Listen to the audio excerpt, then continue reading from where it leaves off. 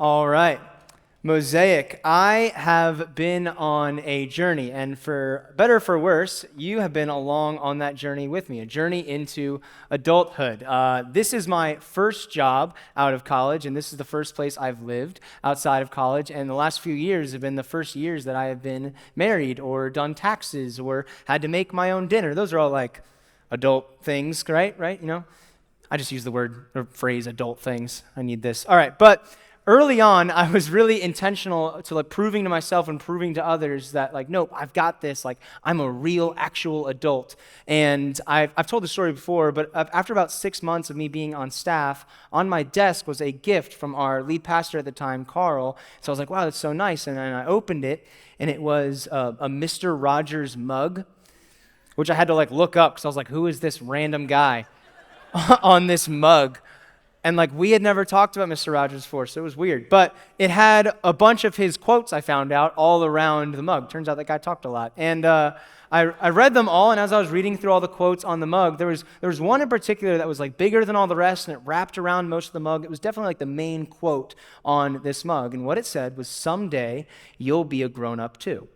And I was kind of like, what is he trying to say right now? What's up with that? And I was having that thought at the same time. I was thinking it was really cool how when I would pour my hot chocolate into the mug, Mr. Rogers would change from blue to yellow, his cardigan. And I was like, oh my gosh, he's right. I need this.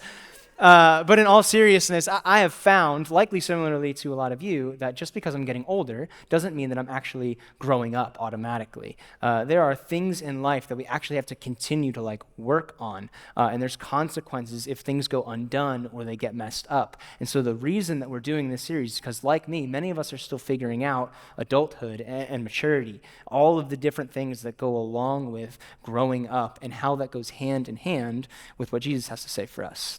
And while I may still love Kraft mac and cheese because it's amazing, and I fall down my stairs more often than I would care to admit because I was going too fast, I still believe that you can trust me on this because when I got my first rental car here at Mosaic, a coworker gave me this. This is an actual adulting trophy that's been sitting on my desk for 3 years. It says, congrats on adulting. It's been there for a long time. So you can trust me. I'm an expert. I have a trophy.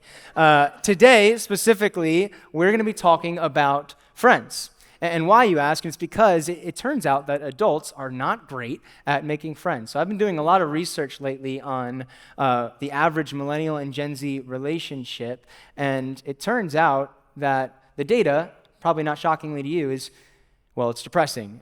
In the last 21 years, the percent of Americans who say that they have no close friends has quadrupled. And 51% of Americans say that they are rarely satisfied with the quality of their friendships, and 40% of Americans only interact with friends online. Only 3 out of 10 men report having a personal conversation recently, and that's only 5 out of 10 women report having a personal conversation recently. 50% of millennials say that their best friends are their parents. It's a freaking nightmare, guys. And loneliness is as deadly as smoking 15 cigarettes a day. The Surgeon General even said that the number one health issue in America right now is isolation, and that by the year 2030, it'll be classified as an epidemic, loneliness. This ache of loneliness is hurting us.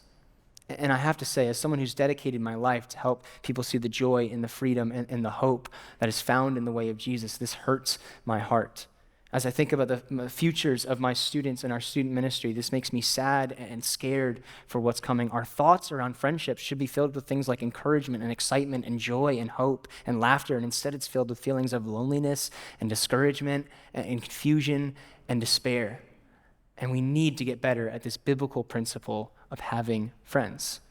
For most of my life, I kind of figured that I was just good at making friends and having friends. In elementary school, I was always friendly with the people in my classes. And in middle school, I kind of developed a couple guys that I was close with. And in high school, a buddy of mine invited me to a church. And I made friends with his buddies at the youth group, and they became my high school friends. And then it was off to college, where I kind of felt like the man, because at 3 a.m., I could be like, hey, who wants to go to the gas station, Sheets, for smoothie and a quesadilla at 3, and 5 guys would be like, yeah, I'm in on that. And I was like, oh, cool, I'm the man. And it didn't really find out until after I graduated that had nothing to do with me. That's just how college works. You want to go to Sheets at 3?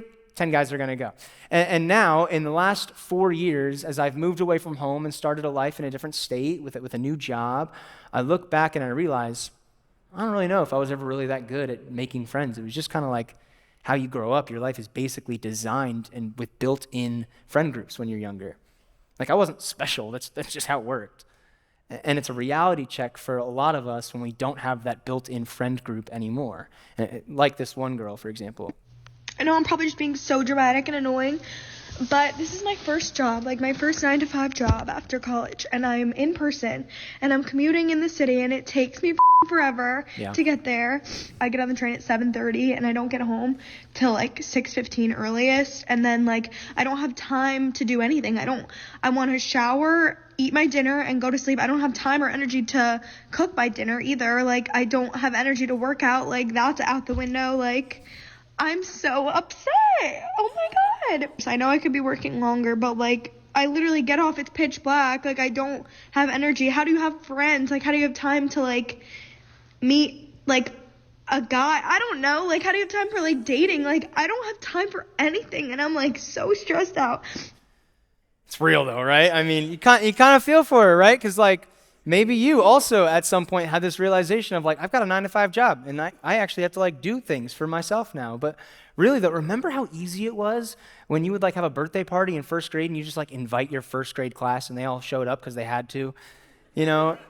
And now it's like when you have a birthday, it's kind of like, maybe I'll like hang out with that one guy from work and just see if he shows up. But our longing for meaningful connection hasn't gone away. In fact, studies show that it's actually just grown stronger and stronger than ever. And yet our ability to find those connections and friendships and hold on to them has seemingly just gone out the window for many of us.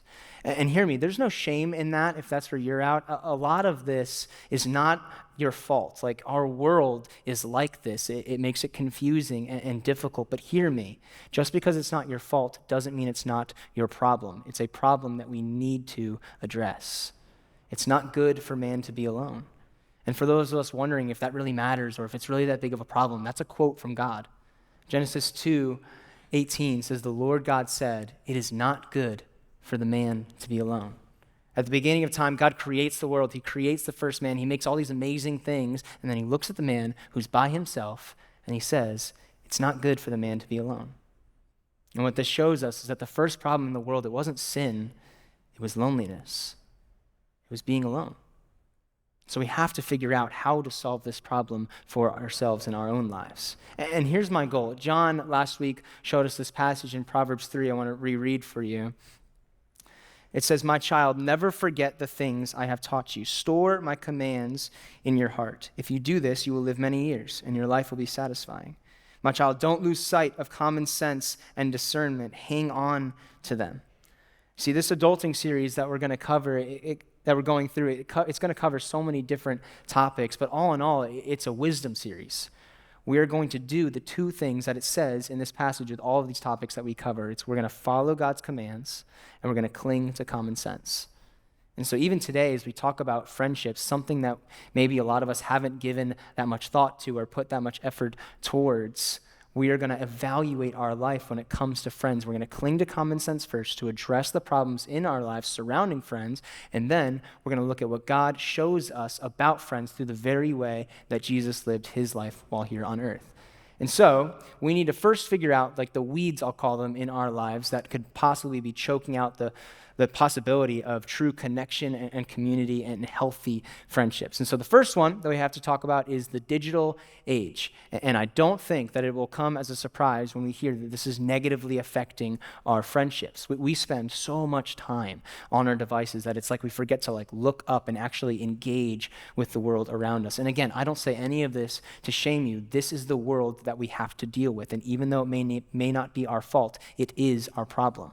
Technology is all in one, our friend and our security blanket and all the entertainment that we could ever need. There are hundreds of studies out there about the increasingly negative effects of the digital age on our relationships. And in our student ministry at Mosaic, we go to camp every summer and we collect all the phones of the middle schoolers on the bus ride to camp. And the ones who have been on the trip before gladly hand their phones over because they remember that this experience is so much better without that. It takes a little bit of convincing for the people who haven't been there before, but we're getting there. It's okay. Our technology is only working against us when it comes to making true, lasting friendships. This past summer, I broke my phone, so I had to get a new one. And when I did, all of my apps automatically updated. And I opened Snapchat for the first time, and I noticed this new feature that's been there for a while now. And I screen recorded it because it's this My AI thing. And so I was like, yo, what is this? Who are you? And it said, hey there, I'm your AI, a virtual friend on Snapchat. I'm here to chat, have fun. Let me know if there's anything you need. And I was still a little bit confused about it. So I was like, what are you for? And quickly, it told me, again, I'm here to be your friend. You can chat with me, ask me questions, just have fun conversations. I'm like a buddy who's always there for you. And so I was very honest with it. And I told him, hey, that freaks me out, for real. I don't really like that, honestly. And quickly, it gave me another response where it, comforted me, reminded me I'm its friend. This thing's been, PR trained, for real. And it really freaked me out. And so I was like, do you need anything? And I was very honest. Nope, definitely not. I will never be contacting you again. My AI, we're done with that. And I never opened the app again. That was an actual screen recording from my phone. But all of this social media has made us anything but more social. It's not just vying for our attention, it's monopolizing it. It's monopolizing our lives. The next thing, though, that we have to talk about is our complacency. The hard truth is we all do this in some way in our lives. We settle for the temporary versions of the things that we actually want in life. So if you could, just ask yourself for a second, what do friends provide? Friends provide encouragement and accountability and companionship and community and joy. Proverbs talks a lot about friends in a lot of different chapters. In 17:17, it says, a friend is always loyal and a brother is born to help in times of need. 27:17 says, as iron sharpens iron, so a friend sharpens a friend.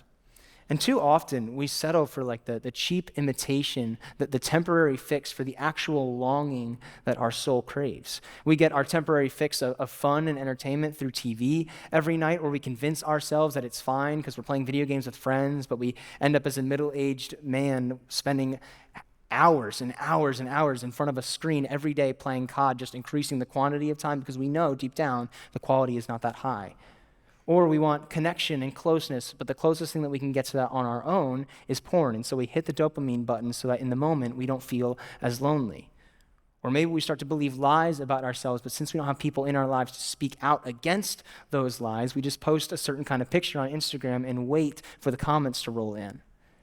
And I'm not saying this to shame anyone. I'm just saying there has to be something so much better. There has to be. This is not the model for human flourishing. When God designed this life, it was meant to be lived in community. It's not good for the man to be alone. We have to seek friendships. And maybe a lot of us have before, and it didn't turn out too well. And that's what leads us to our next obstacle. It's the pain of the past.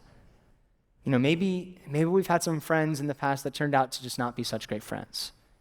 And I get that this is a legit worry. For as much as the Bible talks about the benefits of friends, there are plenty of times where it mentions what happens if you let the wrong people in. In Proverbs 20, it says that a gossip goes around telling secrets, so don't hang around with chatters. Proverbs 22 says, don't befriend angry people or associate with hot-tempered people, or you will learn to be like them and endanger your soul.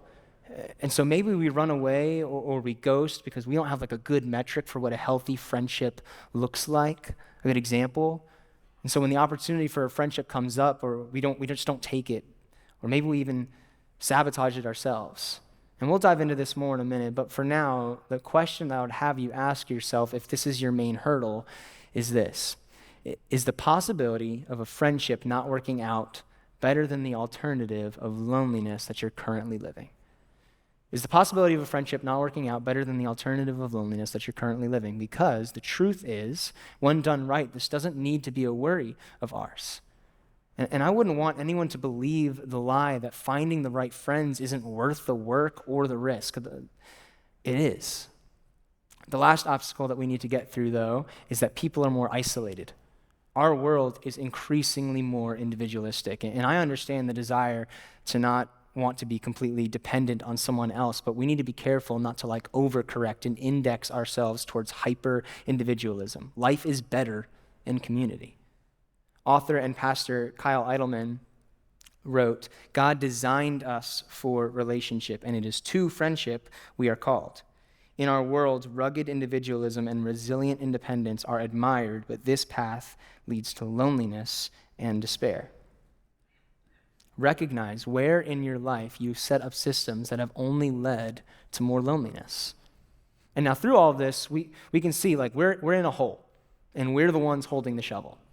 Thankfully, though, Jesus modeled a better way for us, and so we're gonna drop the shovel, and we're gonna look at a 4-step process to practically making and keeping friends. So here we go. How to make friends 101. First, you have to get real. Get real with yourself. Know who you are and what you're after. What are you looking for in a friendship with someone? What are you looking for in life? Maybe look at yourself in the mirror and be willing to do some work on yourself in order to become a person who can have healthy friendships. Start with a baseline of who we are and what we're seeking. In high school, I took a psych class, and I'm not going to lie to you guys. 7th period psych is normally when like the post-lunch nap would kick in. You know what I'm talking about. You get it. And I don't remember too much from psychology class thanks to that. But I do remember, and likely you do too if you took a psych class, is this term attachment theory.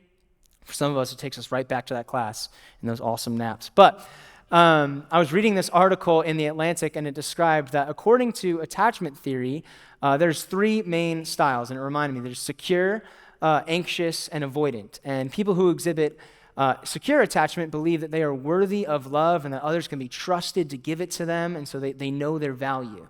But people who are anxiously attached assume that others are going to abandon them, and so they cling too hard or they try too hard to accommodate others. And then avoidantly attached people are also afraid of that same abandonment, but instead they do the opposite and they keep people at a distance so that they never get hurt. And we aren't always one or the other. Maybe we show up in different ways with different people, but this article was actually about friendships, even though it spent so much time talking about attachment theory.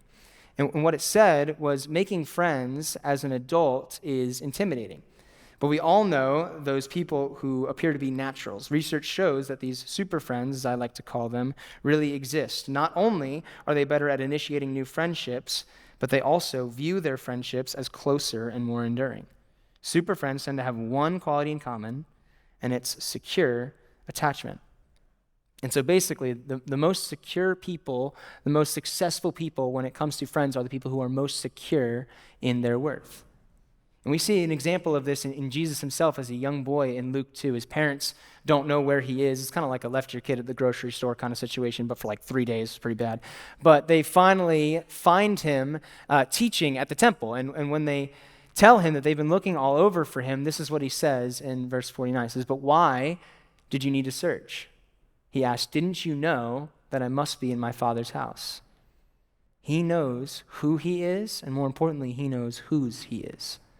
He's a son of God. That is his identity. He knows his mission. He knows what he's after, and it all starts there. We have to do some soul work maybe to understand and believe our own worth, that maybe we aren't just projecting our worth and our value on the quality and the quantity of the relationships that we have, the friendships that we have. There's this negative soundtrack that can get in our head that we don't have anything to offer, or that I'm no good, or why would people want to be around me? And for those of us who find ourselves there, step 1 very well may be seeking the friendship of Christ first. For the Christian, all of this should be good news because we know about Jesus who sacrificed his life for us. And look at how he describes it himself in John 15:13. He says, "There is no greater love than to lay down one's life for one's friends." Don't look for in others what can only be provided through a relationship with Jesus. That's our value. That's our worth. That's where we get our identity from. It's in him and what he did for us on the cross. And if you've never been someone who's accepted that for yourself, you can go ahead and check the baptism box on that connection card that Mike talked about earlier. And someone will call you this week to talk about what it looks like to have a faith in Jesus, to follow Jesus with your whole life. And we can talk about baptism. Even if you're just curious, go ahead and check that box and start that conversation. For us today, though, your ability to make and keep and have healthy friendships is directly tied to what you believe about your worth and your value. And for the Christian, thank God that is a question that we will never have to wonder the answer to. Then, after you get real about what you're after and the kind of person you want to be, you can take action. You have to get active. That's number 2. Get real, then get active. Everyone wants to have friends, but that's passive. If we want to make friends, we have to get active. You have to lead yourself to make friends. No one can do this for you. This is the most practical thing and maybe also the most broad, but you can go out and do something. We can't just sit on our hands and hope and wait for the every other month happy hour with people from work. Find something you enjoy that you can do with people and go out and do it. Maybe it's a soccer league, or maybe it's just getting coffee with someone on a regular basis. Just decide, what do you want to do or even have to do, and invite other people to be a part of it with you.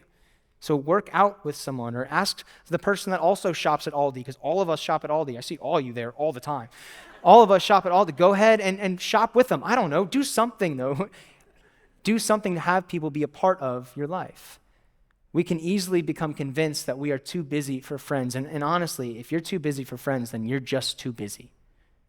But another reason that a lot of people have a hard time making friends is the opposite, is that we don't try. We have to resist the world's pull of isolation and distraction. The world will continue to drift further and further towards isolation, so we have to work harder and harder to fight that, to get outside of our homes, maybe outside of our comfort zones, to try new things, invite new people. And now please, hear me, I'm not saying that you have to say yes to everything and become the epitome of every introvert's worst nightmare. That's not what this is. But be intentional with the time that you have. If you know making friends is important to you, which it should be considering your own well-being, get active. If you're waiting for the day that a stranger one day bumps into you in your own home while you watch TV and they turn out to be cool and you have a lot in common and you become best friends, I hate to be the one that's going to break it to you, but that is not going to happen. In Jesus' life, he goes out and intentionally seeks out his disciples. He goes to different towns and meets different people. And we don't see him sit back and let a crowd come to him and he just does eeny, meeny, miny, mo and picks someone out and has a relationship with them. He says, come and see. He calls them to a relationship. And if you're here today, even that is a step in the right direction. You're putting yourself around other people. That's huge. Now build on that. Continue that momentum. You can sign up for a hangout on our website in the events page, and you can just be around more people in that way. Or you can sign up for a group, and that's also on our website. On our website right now, there's a list of all the groups that are still open. You can go ahead and do that to be around some more people. I got some great advice when I moved here right away to join a bunch of groups and meet some people around here that maybe are in similar life stage to me or just around me. And they gave me awesome advice, and they said, hey, before you go, pre-decide, I'm going to go to at least the first 3 of these. Even if I don't really like the first one, or if I'm not sure I'm clicking with people, pre-decide, I'm going to go to at least the first 3 of these. And so that's what I did for the next couple years. I went to a bunch of groups, and I found some people along the way that I really clicked with and that were really open with me and that we were kind of on the same race. And that's the people that I started to develop community with. And that was huge for me because in my life, that's not always been true. And coming here, I decided I've got to get after it and I've got to meet some people. But anyone can sign up for these hangouts or these groups, or anyone can pick up a new sport or put themselves out there and talk to someone new. But then as those friendships begin to start to bloom, the next step is it has to be nurtured, which is 3, is get consistent. There it is. Get consistent. Once you find those people, continue to invest in those relationships. The work is not done just because you found someone that you get along with. You have to continue to cultivate that relationship. Nurture it, help it grow, spend more time with that person, do things together. We see this kind of consistency throughout all of the Gospels, the biographies of Jesus. In Matthew, Mark, Luke, and John, we see the 12 disciples continue to show up. They're with him, they're talking with him, traveling with him, praying with him, sharing meals with him, just doing life with him. He doesn't just pick up people and drop them off at the next town and move on from relationship to relationship. He's intentional in growing a relationship over the years with them. Even when they get it wrong. Judas, That's the guy that ended up betraying Jesus, but hey. And I know keeping friends may seem like a lot of work, but that's why we spent so much time talking about the importance of this. We need to continue to remind ourselves, who do you want to be? What do you want to be true about your life? If we want joy, if we want a built-in support system, if we want accountability, we have to continue to fight for it. It only comes from community. So pre-decide that you want that and then stick to it. Is it super easy? Maybe not. Does it require effort? Yeah. But most good things in life do. And this is There's this thought out there that if it requires effort or if it's not coming naturally or if we have to work at it, that it's not a good thing. And I very much disagree with that. Almost anything that I don't have to work at or that comes naturally to me is not a good thing. So when it comes to keeping your friendships, don't give in to the lie that it's not right or it's not worth it just because it takes a little bit of effort. Fight for it. And if you do that, when hard things like isolation or conflict comes, you'll be able to work through it rather than just taking the easy way out and quitting.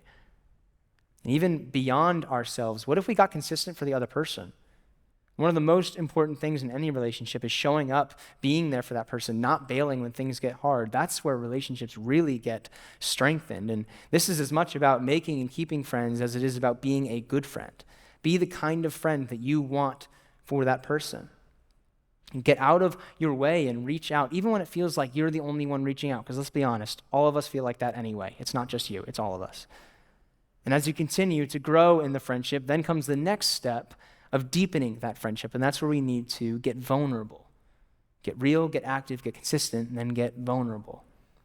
And this is where we get like the secret sauce to real deep friendship. Being able to share more of yourself. At Mosaic, we talk a lot about this. This is what it looks like to have people in your life who are able to say, me too. We like to call it your bullets. Because when you share these super personal or deep things about yourself that you don't share with most people, it's like handing someone your bullets and asking them not to shoot you, trusting them with them. And that can be scary. But with that kind of trust comes a deeper bond.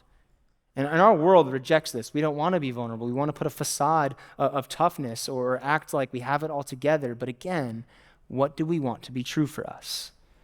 We have a desire to be fully loved, to be fully accepted, to be fully valued. But how can we ever have that if we never allow ourselves to be fully known? Now, please don't think that this means that the next person you run into or at your next group, you're just going to like trauma dump all over someone. We don't need that. But find those select few who you can be so real with and open up. Being vulnerable with close friends cultivates a deeper and more meaningful relationship. Work towards having those 2 or those 3 people in your life that know you so deeply that they can call you on your crap, but you still know that you're loved by them. We see this in Jesus' life in a really interesting way. If we look at this passage in Mark 14, it says, they went to the olive grove called Gethsemane, and Jesus said, sit here while I go and pray. He took Peter, James, and John with him, and he became deeply troubled and distressed. He told them, my soul is crushed with grief to the point of death. Stay here and keep watch with me. So what's going on here? Jesus is about to be arrested and executed, and he says, hey, you 9, stay here. I'm going to take these 3 with me and pray. And this isn't just Jesus being like some exclusive jerk. This is because Jesus knows something about the nature of relationships that we in our Instagram culture desperately need to live out. It's been a while since we've done this, but I think it's so valuable. So take a look at this. This is what Jesus is showing us here. There's Jesus at the center, and then around him, he's got a crowd of people all the time. We see this throughout the Gospels, just people around him. But then he's got a closer group of disciples. This is people who kind of know him, who follow him. It's not exactly the 12, because in there, after that, is then we have the 12 apostles, people who are like really his friends. And then we see these 3, Peter, James, and John. Jesus was very intentional with the way that he lived his life, with his relationships. And this shows us that we need all of these circles. And we belong to plenty of crowds. You know, maybe it's the large company you work at, or maybe it's the neighborhood you live in. It's just the people who are around you. But we need these other 3. And at Mosaic, we like to say that this is our Sunday service, because you don't know everyone here. And these are the groups that we can be a part of. And then this is like our crew, the people who know us really well. But they're so important. This is the people that we worship with weekly, and then the people that we meet with regularly, and then the people who know us intimately. With his very life, Jesus shows us this model of making and keeping and deepening your friendships.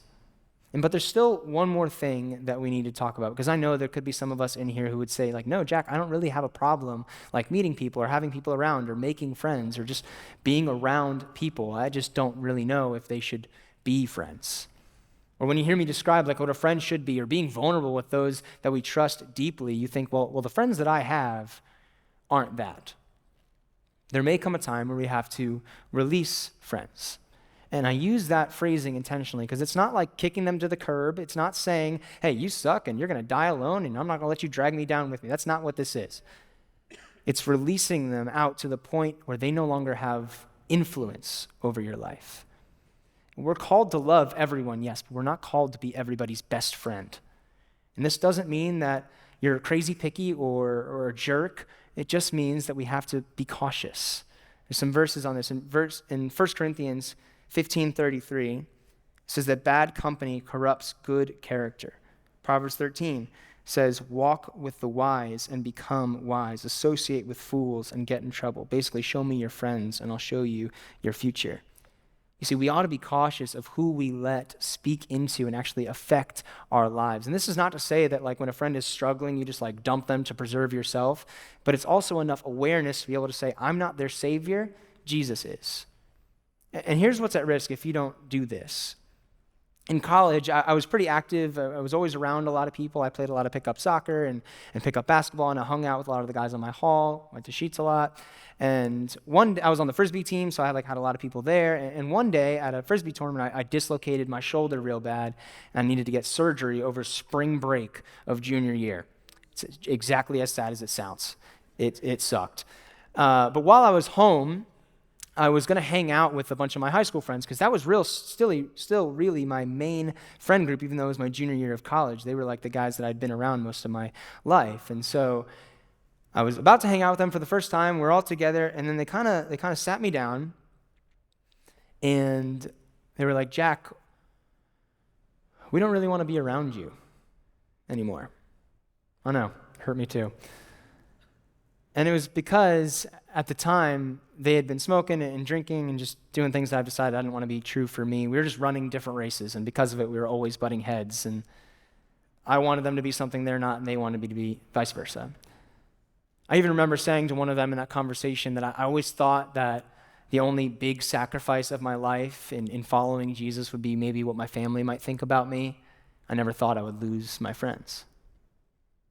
And in a moment, it just felt like, and my friends were gone. In an instant, I felt so alone. It was so bad that even on my own spring break, my dad saw how lonely I was and took me out to a movie. So shout out, Pops, I appreciate that. But I went back to college, and because I had my hurt shoulder, I wasn't able to play with the Frisbee team, and I wasn't able to play any more pickup basketball or soccer, and I kind of had to be more still. And I found myself just about every night in my room, alone, watching a basketball game, just waiting for the next day to start. And that sucked. And I finally realized what had been happening. I had ignored making friends and deepening other friendships around me because I was too busy trying to hold together the ones that were pulling me away from the person I wanted to be anyway. Through my first couple years of college, I was investing heavily in relationships that really I should have never even been in. And I was trying to turn them into the Christian community that I was actually ignoring right in front of me. And as I reflect on that semester, I had more doubt, and I had more insecurity, I had more anxiety than I had ever had in my life, and it was also the most alone I had ever been, and I don't think that that's a coincidence. I didn't have friends to encourage me to help fight the lies that I was believing, to remind me to run to and seek God rather than just sit and stew and isolate. And having been there, I don't want that for anyone here. I don't want that to happen for you. A life of loneliness is not one that we were meant to live, and it's not one that we have to live. Get real with yourself. Get real with who you want to be, and then get active. Find the right people that can and should be around you, people that look like and point you towards Jesus, consistent in meeting with them and talking with them, sharing with them, being with them, and then get vulnerable with a few people and be both fully known and fully loved. And the reason we long for this so much is because our friendships are meant to be a reflection of our relationship with God. And I know it could be cheesy for me to stand up here and say, you have a friend in Jesus first, but it's so true. There is a God out there who created you, who loves you deeply, even if you fit the mold of the bad friend. All throughout the Bible, God is depicted as the jilted lover. He's ignored and cast aside, cursed at, lied to, backstabbed. and forgotten. And yet, it's never stopped him from seeking a relationship with you. Look at this verse in Revelation that I want to end with. It says, "Look, I stand at the door and knock. If you hear my voice and open the door, I will come in and we will share a meal together as friends." Let's pray. God, thank you so much for who you are and for what you do in our lives. God, help us get active. Help us get real. Help us get vulnerable. Help us get consistent. There's a lot of fear in this, God, so I pray that you take that out. I pray that you help us be bold. I pray that you don't just give us the wisdom to see the next step, but the boldness to take it. God, help the thoughts around friendships be thoughts that are filled with joy and excitement rather than confusion and despair. Help us continue to fight for it. Remind us of its importance. Put those good people around us who we can continue to lean on in a healthy way.